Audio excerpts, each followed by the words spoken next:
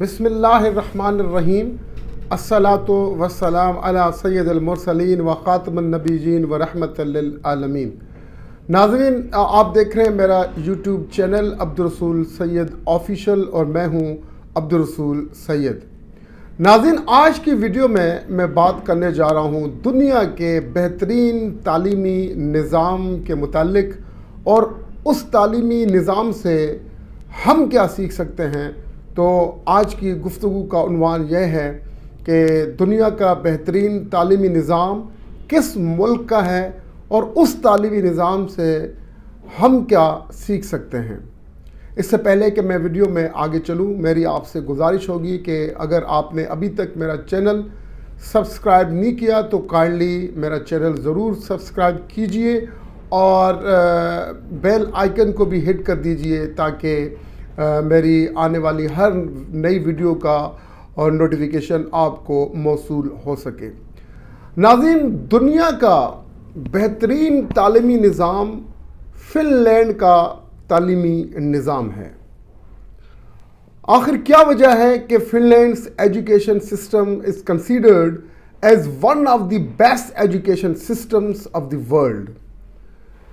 ناظرین، آپ یہ جان کر حیران ہوں گے کہ فن لینڈ کے تعلیمی نظام میں کوئی اسٹینڈرڈائز ٹیسٹنگ سسٹم نہیں ہوتا۔ مطلب کہ وہاں جس طرح کہ دنیا کے بیشتر ممالک میں ایک امتحانی نظام ہوتا ہے، اینول ایگزامینیشن ہوتے ہیں اور پھر اس کے ذریعے سے اسٹوڈنٹس کو پروموٹ کیا جاتا ہے ٹو دی نیکسٹ گریڈ، وہاں ایسا کوئی اسٹینڈرڈائزڈ ٹیسٹنگ سسٹم موجود نہیں ہے۔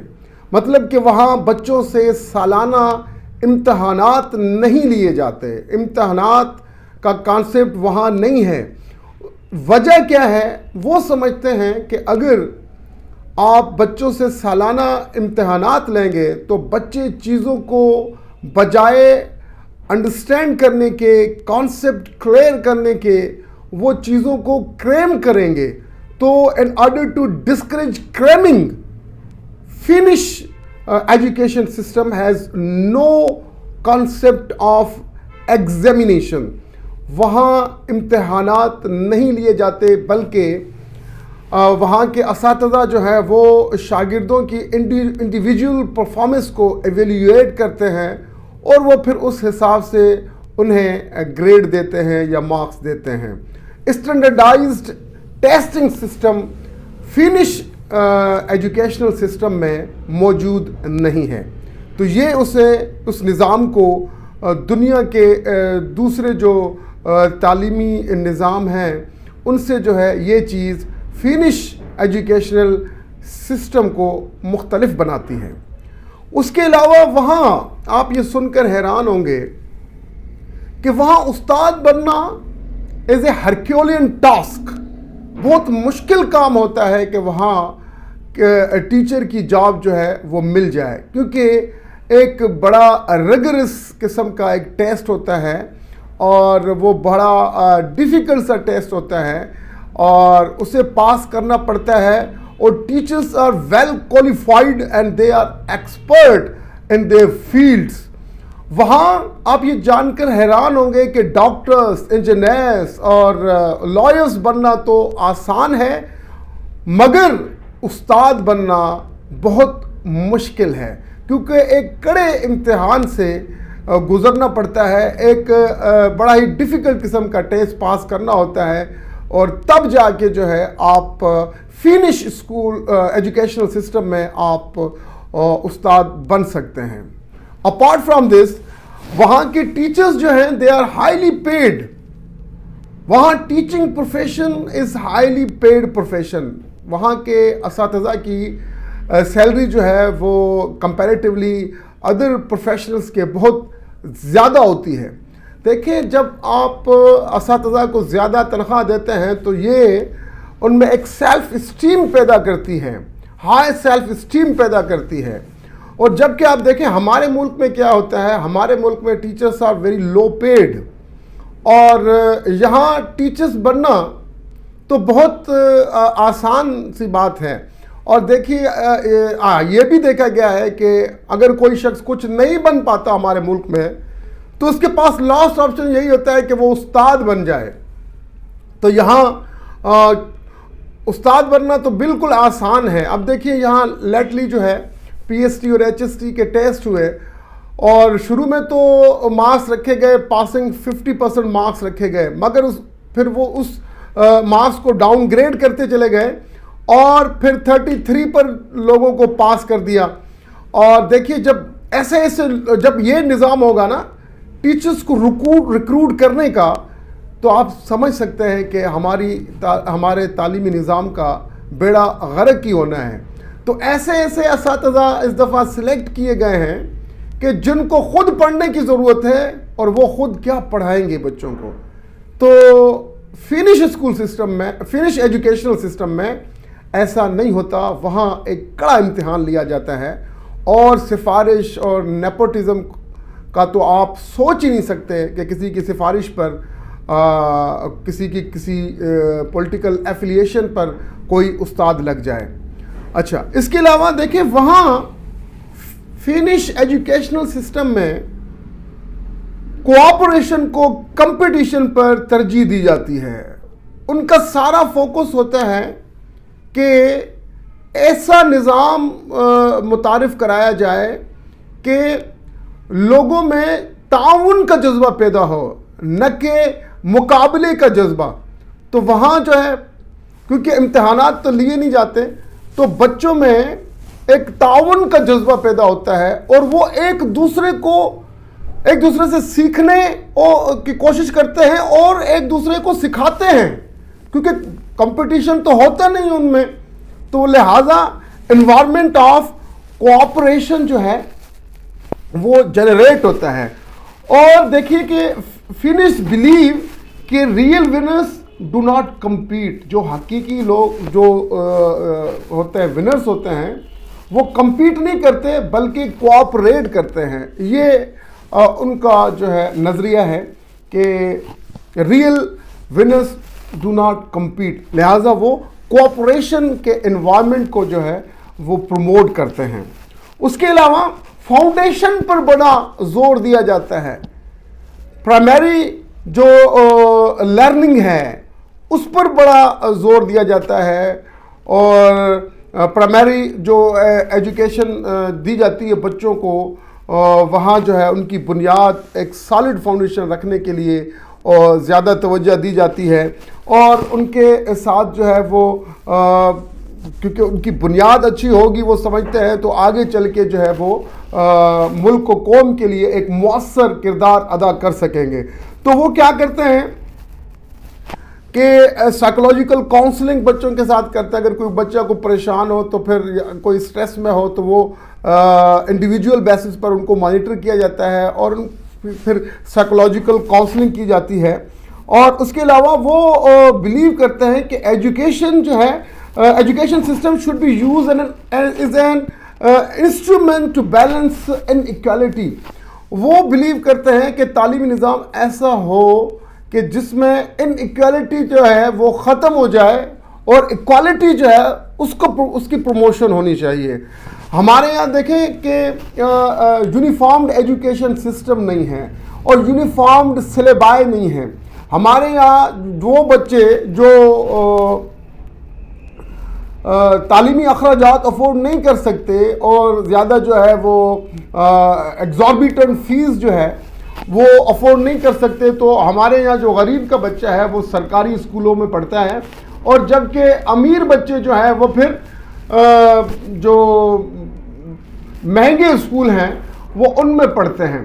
اور وہ جب امیر بچے ان اسکولوں میں پڑھتے ہیں تو ان کا سلیبس بھی جو ہے وہ ڈفرینٹ ہوتا ہے وہ سرکاری اسکول کا جو سلیبس ہوتا ہے اس سے.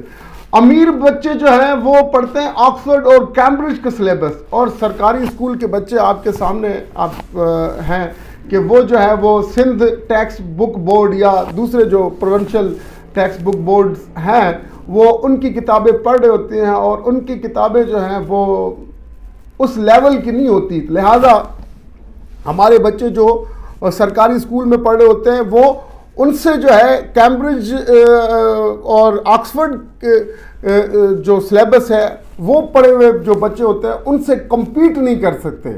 تو لہٰذا ایک یونیفارم اسکول سسٹم ہونا چاہیے, یونیفارم سلیبس ہونا چاہیے ہمارے ملک میں, کہ امیر کا بچہ بھی وہی پڑھے اور غریب کا بچہ بھی وہی پڑھے. تو اس سے کیا ہے کہ ہم جو مشن ہے کوالٹی ایجوکیشن کا وہ اچیو کر پائیں گے. اچھا, اس کے علاوہ آپ یہ سن کر حیران ہو گئے کہ وہاں جو اسکولنگ شروع ہوتی ہے وہ ہوتی ہے ایٹ دی ایج آف 7 سال سے پہلے فینش اسکول سسٹم میں بچوں کو ایڈمیشن نہیں دیا جاتا. دیکھیے ہمارے ملک میں کیا ہوتا ہے, کیا ہو رہا ہے, آپ دیکھیں پرائیویٹ اسکولز کی بھرمار ہے, اور ہمارے جو ایجوکیشنل سسٹم ہے اس میں تو بچوں کو جو ہے وہ 3 سال میں بھیج دیا جاتا ہے, جب 3 سال کے ہوتے بھیج دیا جاتا ہے اسکولوں میں. اور اسکولوں میں بھی پھر اسکول والوں نے بھی جو ہے وہ دھندا بنایا ہوا ہے. تو وہ کیا کرتے ہیں, پھر وہ نرسری میں بچے کو ڈالتے ہیں, پھر کنڈر گارٹن میں ڈال دیتے ہیں, پھر اس کے بعد جو ہے وہ کلاس 1 2 3 پھر ایسے گریڈنگ سسٹم بنایا ہوا ہے. فینش اسکول سسٹم میں آپ بچے کو 7 سال سے پہلے جو ہے وہ اسکول میں داخل نہیں کروا سکتے. اور آپ یہ سن کر حیران ہوں گے کہ آقا علیہ الصلاۃ والسلام کا بھی یہی فرمان ہے کہ آپ بچوں کو جب آپ تعلیم حاصل کرنے کے لیے بھیجیں تو ایٹ دی ایج آف 7 بھیجیں, 7 سال کی عمر میں بھیجیں, کیونکہ بچے کی سب سے پہلی جو درسگاہ ہے وہ ماں کی جھولی ہے, وہ ماں سے سیکھتا ہے, تو گھر کے انوائرمنٹ سے سیکھتا ہے.